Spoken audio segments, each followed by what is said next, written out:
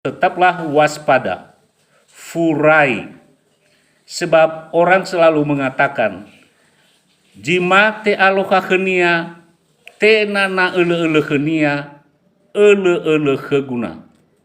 Itu orang bijak yang mengatakan begitu, supaya orang-orang tetap waspada bahwa orang sekeliling kita tidak selalu mendukung kita.